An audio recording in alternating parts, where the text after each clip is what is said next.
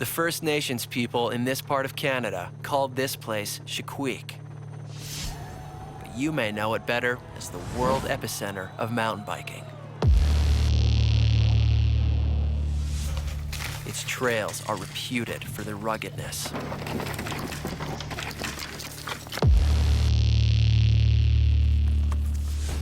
And the race here this weekend is very arguably the crown jewel of the EWS season.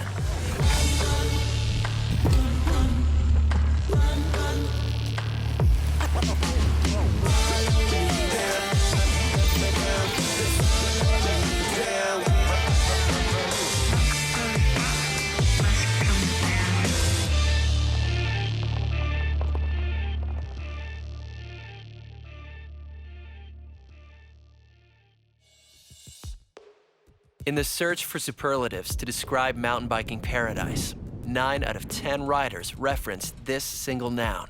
Whistler. Whistler. Whistler. Whistler. Who isn't excited to be here? The terrain, the vert, the lifts. Every year, the complete spectrum of mountain bike racers migrates towards the sea-to-sky corridor to compete and take in the Crankworx craziness. You get here and it's almost like energy management, because you want to ride your bike every day, all day, but you kind of can't. You got to race, and so you need to like pace yourself.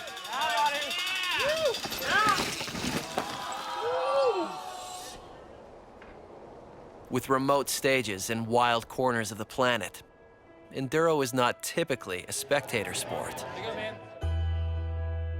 Well, it is here. The EWS in Whistler is always like pretty much the toughest. It's Crankworx, big prize money. It's a world championship of enduro. At Crankworx, a racer's triumphs and failures are beamed across the planet, live. Oh yeah, shoot, yeah, there is some pressure here. It's better to win in Whistler than anywhere else. For sure, if I had to win a race, that would be Whistler. Jared Graves, at the end of the day, taking the big win out here. Say hello to your new leader, Richie Rude. Each season, the organizers deliberate over the race stages from the embarrassment of riches this valley has to offer. But one stage remains a constant. It starts at pretty much the top and finishes at pretty much the bottom. And somewhere in between is where today's race is won or lost. Top of the world, it's very iconic, the big dog of all stages. It has a track record for delivering impossible comebacks. Stage 1, he was gutted, fork blowing. Stage 2 coming down, having issues down there, no rear brake. He did not give up. But it's also been a place where hopes, dreams, and aspirations are absolutely crushed. No, this is not what we want to see here, folks. Jesse Melamed pushing his bike down in that upper section right now. Jesse with that storybook ride last year into 6th place. Whoa.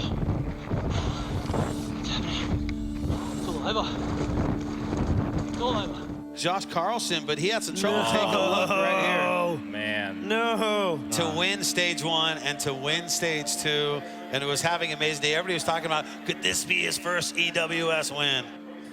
It was just a simple little accident of a flat tire that I could have ridden over those rocks 1,000 times. Wouldn't have got a flat. You know, I want to show that I can do that again and repeat it and show that I just want to be respected, you know, as a racer. That's what I strive to do. I don't think I've ever been so nervous before, but I've also never been so confident. And it's a different nerves. It's not like a scared nerves. It's like a, whew, man, maybe I can do this.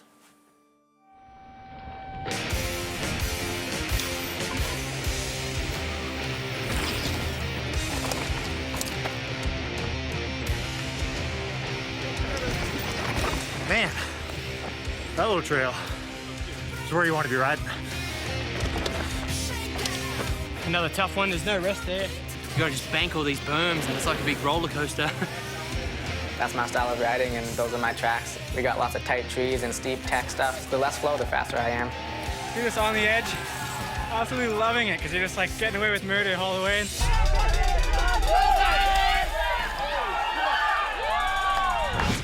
I'm feeling tired.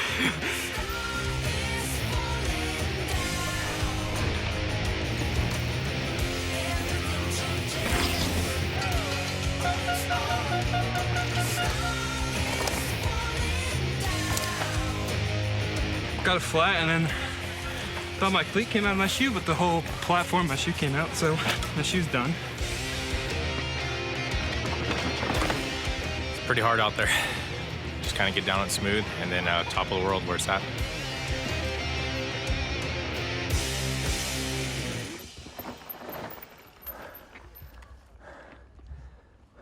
New bike, Whistler. It's like the perfect place to break in a bike because it's got everything. Refinements are done, little changes to evolve with the nature of the sport, what we're doing, and because we just keep on progressing. And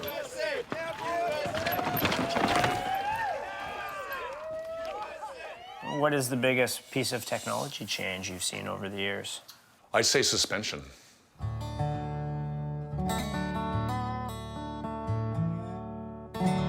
suspension. With things working better, it allows us to push that boundary, that limit further and further. Paul Turner showed up with a rock shock for the first World Championships. That was like the first time you saw a suspension fork.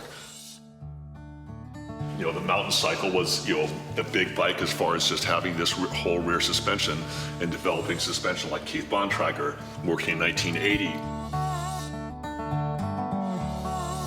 Then you kind of see the progression. You can see they did a bow tie here with a shock and used the titanium to allow that suspension to happen. A rear shock, you know, front shock type thing, putting it in the rear. Miles's bike here with a motorcycle type front end suspension. Because the suspension was low, they had to do this whole thing here to figure out, if you watch how this moves, that's basically like the same chain ring on Jimmy D's bike. In $1998, each one of these bikes cost between $20,000 and $30,000. Who would have thought that we'd have 170 mil 2.9 air forks on the front of a bike, and we're riding in the bike park from top of the world, smashing out big laps, and the thing is just feels like butter. I had a huge crash, so that kind of might have messed me up a little bit.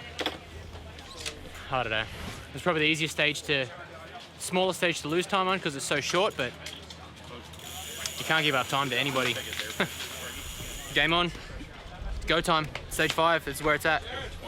Well, just trying to keep the fluids coming in. It's been a long, hot day. So I want to be able to survive this massive stage.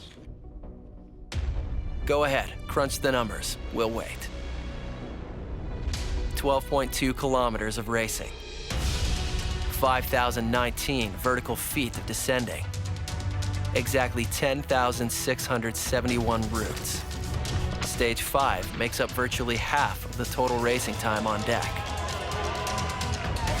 When the dust settles and you unclaw your fingers from your bars some 22 minutes from the start, you can decide for yourself if bigger is better. Jesse Melamed. He was leading the overall before dropping into stage number 5. 21.5620. Where does that put him in the overall?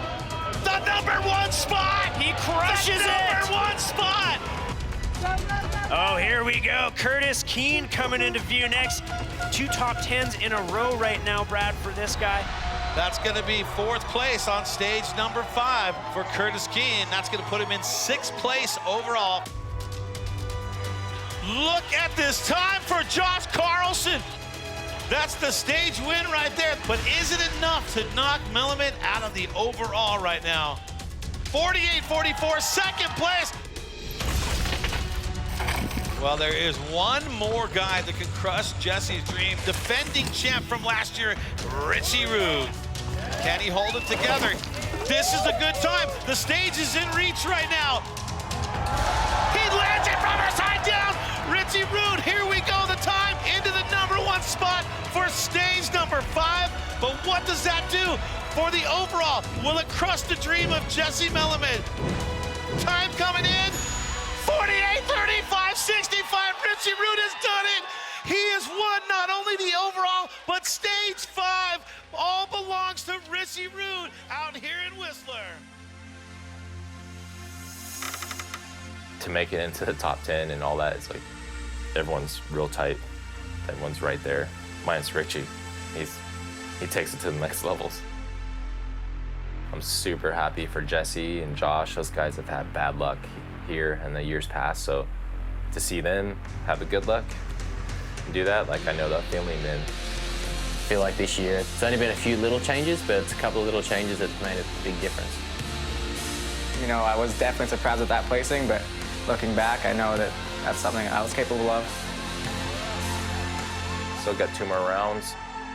I have a goal in mind, fired up. Can't wait for France and Italy, so we're gonna finish strong.